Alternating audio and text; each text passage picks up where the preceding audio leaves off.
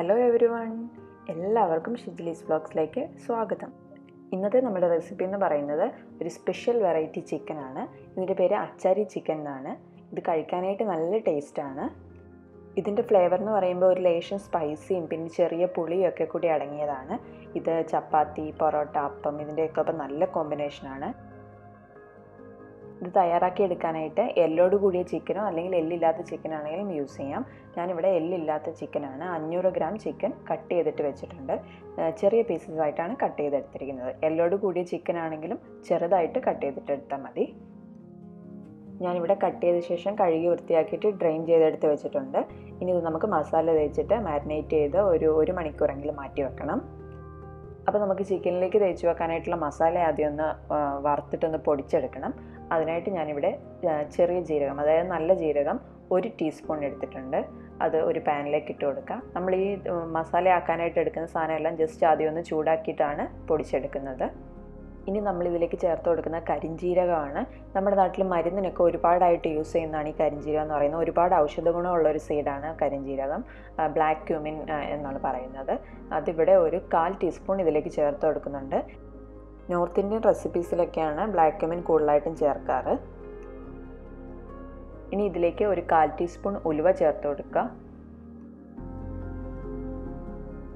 പിന്നെ എരിവിനാവശ്യമായിട്ടുള്ള വറ്റൽമുളക്, അതായത് ചിക്കനിലേക്ക് എരിവിനാവശ്യമായിട്ടുള്ള വറ്റൽമുളകാണ് ചേർക്കുന്നത്, മുളക് പൊടിയല്ല. അപ്പം ഞാനിവിടെ 3 എണ്ണമാണ് എടുത്തിരിക്കുന്നത്. നല്ല എരിവുള്ള മുളകാണ്. നിങ്ങൾ എരിവിനനുസരിച്ചിട്ട് മുളകിൻ്റെ എണ്ണം കൂട്ടുകയോ കുറയ്ക്കുകയോ ചെയ്യുക. പിന്നെ ഇതിലേക്ക് പെരിഞ്ജീരകം ഒരു 1/4 ടീസ്പൂൺ ചേർത്ത് കൊടുക്കുക. ഇനി അടുത്തായിട്ട് ചേർക്കുന്നത് കടുകാണ്. കടുക് ഞാനിവിടെ ഒരു 1/2 ടീസ്പൂൺ ചേർക്കുന്നുണ്ട്. ഈ സമയത്ത് നിങ്ങളുടെ കയ്യിൽ മുഴുവൻ മല്ലി ഉണ്ടെന്നുണ്ടെങ്കിൽ മല്ലിയും കൂടെ ചേർത്ത് കൊടുക്കാം. എൻ്റെ കയ്യിലുള്ളത് പൊടിച്ച മല്ലിയാണ്, അതുകൊണ്ട് ഞാനിപ്പോൾ ചേർക്കണില്ല. മിക്സിയിൽ ഒരു തവണയൊന്ന് അടിച്ചെടുത്ത ശേഷമാണ് ഇനി മല്ലി ചേർക്കുന്നുള്ളൂ. നിങ്ങളുടെ കയ്യിൽ മുഴുവൻ മല്ലി ഉണ്ടെന്നുണ്ടെങ്കിൽ ഈ റോസ്റ്റ് ചെയ്യുന്നതിൻ്റെ ഒപ്പം തന്നെ 1 ടീസ്പൂൺ മല്ലിയും കൂടെ ചേർത്തിട്ട് റോസ്റ്റ് ചെയ്തെടുക്കുക.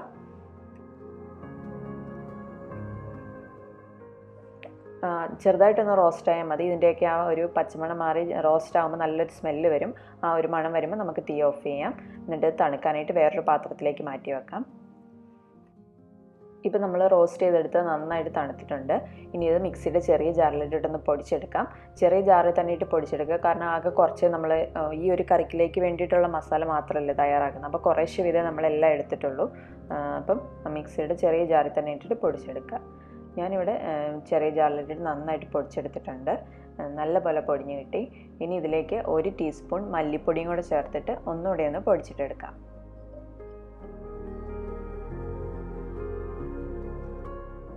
ഇപ്പം നമുക്ക് വേണ്ട സ്പെഷ്യലായിട്ടുള്ള മസാലക്കൂട്ട് ഇവിടെ റെഡി ആയിട്ടുണ്ട്.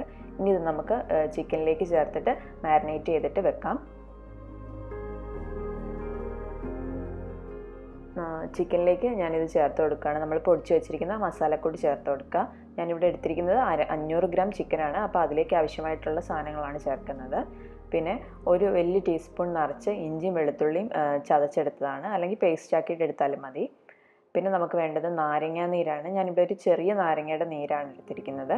ഇത് അത്യാവശ്യം നല്ല പുളിയുള്ള കറിയായിരിക്കും. അപ്പം ഒരു ചെറിയ നാരങ്ങയുടെ നീര് ചേർത്തിട്ടുണ്ട്.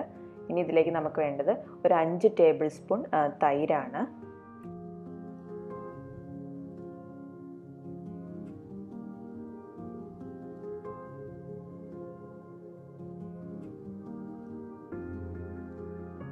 ഇനി ഇതിലേക്ക് ചിക്കനിലേക്ക് ആവശ്യത്തിനുള്ള ഉപ്പും കൂടെ ചേർത്ത് കൊടുക്കുക. പിന്നെ ഒരു 1/4 ടീസ്പൂൺ മുതൽ 1/2 ടീസ്പൂൺ വരെ മഞ്ഞൾപ്പൊടിയും ചേർത്തിട്ട് നന്നായിട്ട് മിക്സ് ചെയ്തിട്ട് വെക്കാം.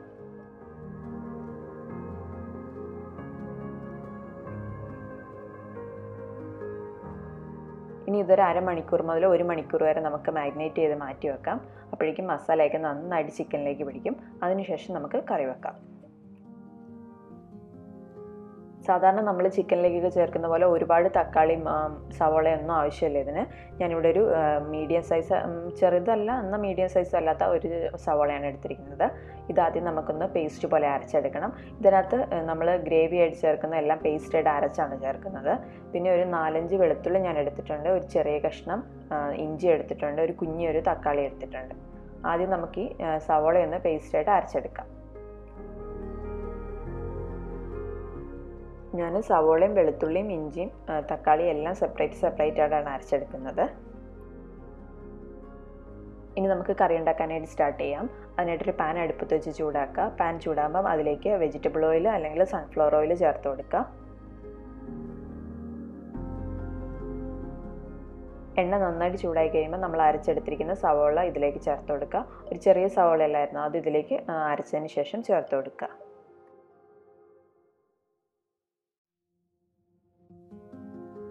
സവോളയിലേക്ക് ആവശ്യത്തിനുള്ള ഉപ്പും കൂടി ഇപ്പോൾ തന്നെ ചേർത്ത് കൊടുക്കാം.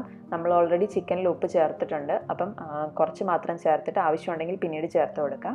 സവോള ഒന്ന് പെട്ടെന്ന് വഴറ്റി കിട്ടാനായിട്ട് ഇതിലേക്ക് ആവശ്യത്തിനുള്ള ഉപ്പും കൂടി ചേർത്തിട്ട് നന്നായിട്ട് വഴറ്റിയെടുക്കുക.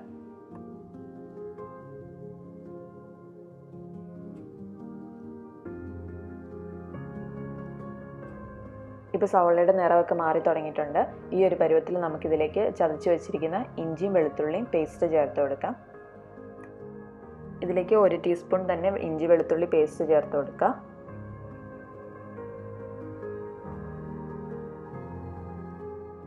സവോള ഇഞ്ചിയും വെളുത്തുള്ളിയും എല്ലാം നന്നായിട്ട് മൂത്ത് വരുന്നവിടെ വഴറ്റി കൊടുക്കുക. ഇതിന് ശേഷം ഇതിലേക്ക് നമുക്ക് മുളക് പൊടി ചേർക്കണം. നമ്മൾ ഇതിലേക്ക് എക്സ്ട്രാ ആയിട്ട് മുളക് പൊടി മാത്രമേ യൂസ് ചെയ്യുന്നുള്ളൂ. ഞാനിവിടെ ഇതിലേക്ക് 1 ടീസ്പൂൺ നിറച്ച് മുളക് പൊടിയാണ് ചേർക്കുന്നത്. കാരണം നല്ല എരിവുള്ള വറ്റൽമുളക് ചേർത്തിട്ടാണ് നമ്മൾ മസാല പൊടിച്ചെടുത്തേക്കുന്നത്. അപ്പോൾ നല്ല എരിവുണ്ടാവും. അതുകൂടാതെ ഇതിലേക്ക് 1 ടീസ്പൂൺ കൂടെ ചേർത്ത് കൊടുക്കുന്നുണ്ട്. മുളക് പൊടി നിങ്ങളുടെ എരിവിനനുസരിച്ച് കൂട്ടുകയോ കുറയ്ക്കുകയോ ചെയ്യാവുന്നതാണ്. മുളക് പൊടി ചേർക്കുന്ന സമയത്ത് തീ ഏറ്റവും ലോ ഫ്ലെയിമിൽ വെക്കാനായിട്ട് നന്നായിട്ട് ശ്രദ്ധിക്കുക. ഇനി ഈ പൊടിയുടെ പച്ചമണം മാറുന്നത് വരെ നന്നായിട്ടൊന്ന് മിക്സ് ചെയ്തിട്ട് കൊടുക്കുക. ഇപ്പം നന്നായിട്ട് മുളക് ഇതിനകത്ത് കിടന്ന് മൊരിഞ്ഞ് വന്നിട്ടുണ്ട്. ഇനി ഇതിലേക്ക് നമുക്ക് അരച്ച് വെച്ചിരിക്കുന്ന തക്കാളി, നമ്മളൊരു ചെറിയ തക്കാളി എടുത്ത് വെച്ചിരുന്നില്ലേ, ആ തക്കാളി മിക്സിയുടെ ചെറിയ ജാറിലിട്ട് തന്നെ നന്നായിട്ടൊന്ന് അരച്ചെടുക്കുക. നല്ല പേസ്റ്റ് പോലെ അരച്ചെടുത്തിട്ട് അതും കൂടി ഇതിലേക്ക് ചേർത്ത് കൊടുക്കുക.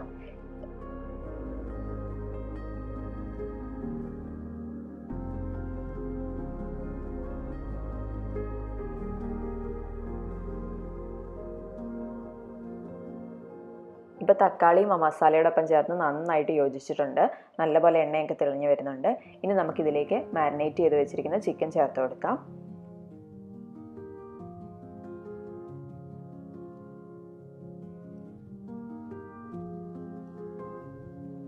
ഞാനിവിടെ ചിക്കൻ മാരിനേറ്റ് ചെയ്തിട്ട് 1 മണിക്കൂർ എടുത്ത് വെച്ചിട്ടുണ്ടായിരുന്നു കേട്ടോ.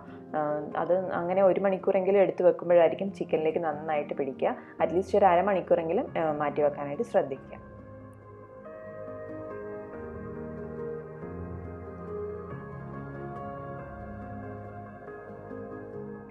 ചിക്കനും കൂടെ ചേർത്ത ശേഷം മസാലയായിട്ട് യോജിക്കുന്ന പോലെ നന്നായിട്ട് ഇളക്കി യോജിപ്പിക്കുക. നന്നായിട്ട് തന്നെ മിക്സ് ചെയ്ത് കൊടുക്കുക. തീ ഏറ്റവും ഹൈ ഫ്ലെയിമിൽ വെച്ചിട്ട് നന്നായിട്ട് മിക്സ് ചെയ്ത് കൊടുക്കുക. എന്നിട്ട് നമുക്കൊരു 2 മിനിറ്റ് ഇങ്ങനെ ഒന്ന് ഇളക്കി കൊടുത്തു കൊടുക്കാം. അതിനുശേഷം നമുക്ക് മൂടി വെച്ചിട്ട് വേവിക്കാം.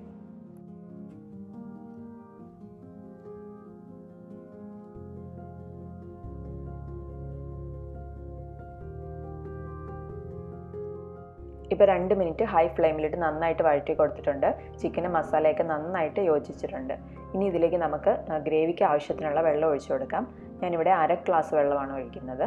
അതും കൂടി ഒഴിച്ചു കൊടുത്ത ശേഷം തീ മീഡിയം ഫ്ലെയിമിലേക്ക് മാറ്റാം. എന്നിട്ട് നമുക്ക് മൂടി വെച്ചിട്ട് ഇത് കുക്ക് ചെയ്തിട്ടെടുക്കാം.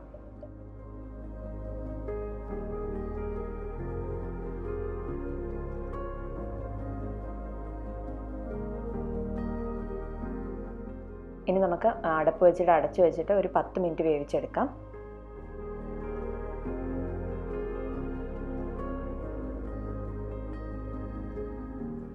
ഇടയ്ക്ക് അടുപ്പ് തുറന്ന് മിക്സ് ചെയ്ത് കൊടുക്കാനായിട്ട് മറക്കരുത്.